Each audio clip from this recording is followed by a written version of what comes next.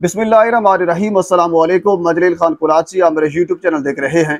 गुज़रने वाला पाकिस्तान के सियासी मंजरनामे में आज पूरा दिन क्या कुछ होता रहा और मुमकिन तौर पर कल क्या हो सकता है, इस हवाले से डिस्कस करेंगे। बहुत सी खबरें हैं, मैं आपके साथ मुख्तसरन सारी खबरें रख देता हूँ। इद्दत वाले केस के ऊपर थोड़ी सी गुफ्तगू करेंगे। बखसूस नशिस्तों वाला केस है। पाकिस्तान मुस्लिम लीग नून ने डिजिटल मीडिया में भर्तियों के लिए इश्तिहारात दे दिया है और इसके साथ फिर और भी बहुत सी खबरें हैं। मैं मुख्तसरन सारी खबरें आपके सामने रख देता हूँ। तो शुरू हम करते हैं इद्दत वाले मामले से। इद्दत वाला केस आज लगा हुआ था। इससे पहले खबर मलिका साहब इस्लामाबाद हाई कोर्ट के अंदर चले गए, क्योंकि इस्लामाबाद हाई कोर्ट ने यह हुक्म दे रखा था डिस्ट्रिक्ट कोर्ट को कि आपने 1 माह के अंदर फैसला करना है। खबर मलिका इस्लामाबाद हाई कोर्ट के अंदर गए और ये इल्तिजा की कि टाइम बढ़ा दिया जाए, क्योंकि मेरे वकील साहब जो है वो जियारत के लिए गए हुए हैं, तो लिहाजा टाइम बढ़ाया जाए। इस्लामाबाद हाई कोर्ट ने खबर मलिका की इस दरख्वास्त को मुस्तरद कर दिया। बल ये यहाँ से खत्म हो गई। डिस्ट्रिक्ट कोर्ट के अंदर आज समाअत हुई। पाकिस्तान तहरीक इंसाफ की जानिब से बैरिस्टर सलमान सफदर ने बड़े जबरदस्त किस्म के आज दलाइल दिए। कल भी पाकिस्तान तहरीक इंसाफ के वकील 1-2 घंटा दलाइल देंगे और उसके बाद फिर खबर मलिका के जो वकील हैं वो दलाइल देंगे।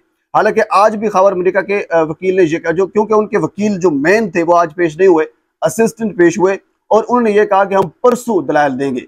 वजह सिर्फ यही है कि खबर मलिका इस केस को आगे लेकर जाना चाहते हैं। आज अलीमा खान साहबा ने भी प्रेस कॉन्फ्रेंस करते हुए यही कहा कि जब तक अल कादिर का फैसला नहीं हो जाता, उस केस में इमरान खान को सजा नहीं हो जाती, तब तक इद्दत वाला मामला जो है इसको आगे लेकर कोशिश करेंगे कि जितना ही लंबा हो सके उसको लेकर चलेंगे। बहरहाल खबर मलिका के वकील ने यह कहा कि हम कल नहीं, हम परसों दलाइल देंगे। लेकिन आज बैरिस्टर सलमान सफदर ने बड़ा खूबसूरत एक पॉइंट उठाया। उन्होंने ये कहा कि खबर मलिका बार बार ये कहता है कि मेरा घर उजाड़ा गया है। इसका अगर घर उजड़ा है तो इजहार यकजहती के लिए घर वालों में से कोई एक बंदा भी इसके साथ अदालत में पेश नहीं हुआ। ना इसका बेटा हुआ, ना इसकी बेटी सामने आई, ना कोई घर वाला और इसके साथ आया है। अगर साथ सिर्फ आया है तो वो सिर्फ ओन चौधरी है, जिसका इसके रिश्तेदार से कोई ताल्लुक ही नहीं है। बहरहाल समाअत कल तक मुलतवी हो गई है।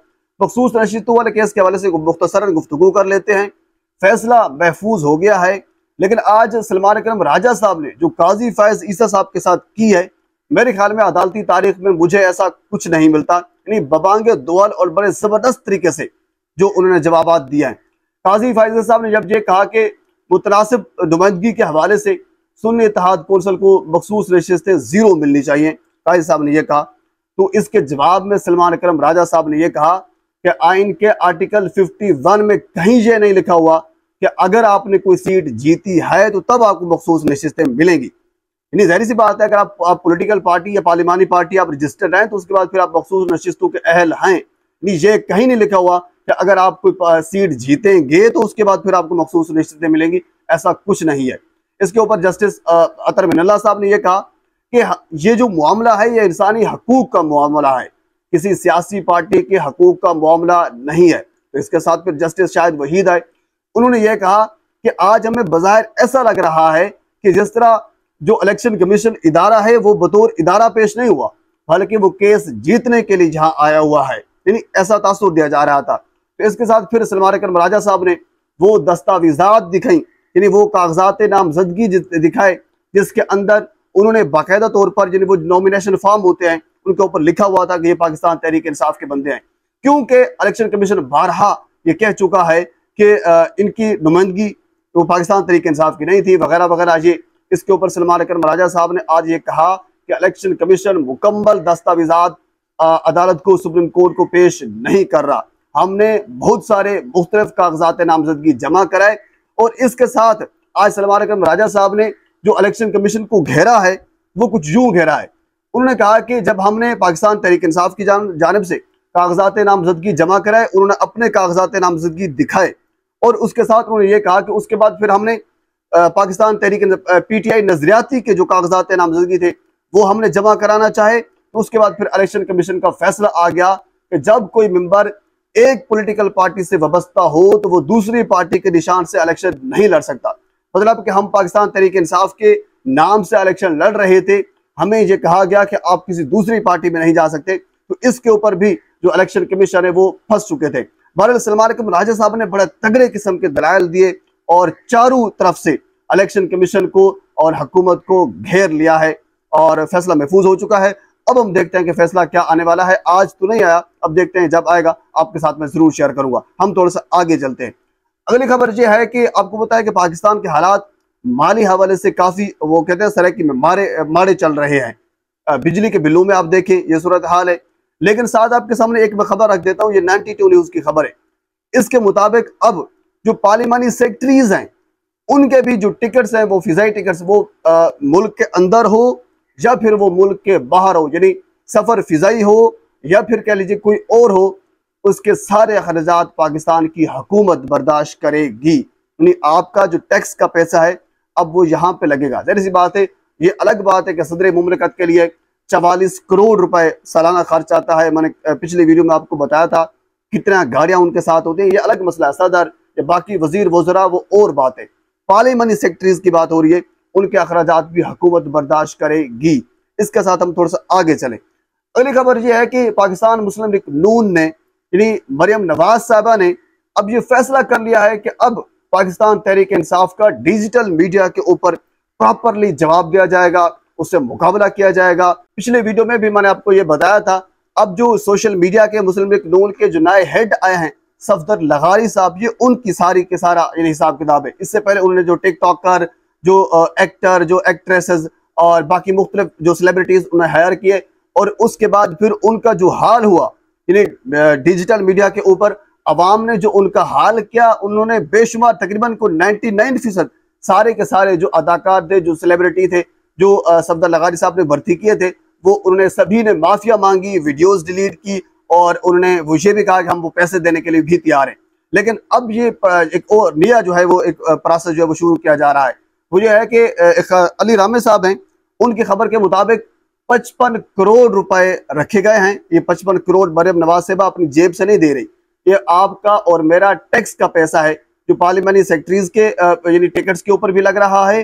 जो मरियम नवाज साहबा की जो इश्तहारी मुहिम है जो पहले चलाई गई थी, इसमें सेलिब्रिटीज भर्ती हुए थे, जिनमें 5 लाख से 10-10 लाख रुपए लोगों को दिए गए थे, उस पर भी खर्च हुआ था। अब 55 करोड़ रुपए डिजिटल मीडिया के ऊपर मुख्तलिफ लोग भर्ती किए जाएंगे जो डिजिटल मीडिया चलाते हैं, ताकि पाकिस्तान तहरीक इंसाफ को काउंटर किया जा सके। उसके लिए 55 करोड़ जो है वो रखे गए हैं। 2 लाख से ऊपर जो है वो हर एक बंदे की सैलरी होगी, 2 लाख होगी, 3 लाख होगी, 4 लाख तक जो है वो बंदे भर्ती किए जाएंगे। ये खबर भी आप तक मैं पहुंचा रहा हूं। अच्छा, इसके साथ हम थोड़ा सा आगे चलते हैं। अगली खबर ये है कि एक बड़ा फैसला मेरे ख्याल में, हालांकि इस फैसले के ऊपर जस्टिस बाबर स्टार ने बड़े दबंग किस्म के फैसले दिए। याद रखिए, यही फैसला पाकिस्तान मुस्लिम लीग नून के सामने जब भी कभी आएगा। और ये फैसला मरियम नवाज साहबा इसके ऊपर पहले भी अपना बयान दे चुकी है। यानी फोन कॉल्स, आपको याद होगा जब मरियम नवाज साहबा की गुफ्तगू हो रही थी परवेज रशीद के साथ, तो फोन कॉल टेप हुई थी, तो उसके ऊपर काफी उन्होंने वावेला किया था कि मेरी इजाजत के बगैर कैसे फोन कॉल टेप होगी वगैरह वगैरह।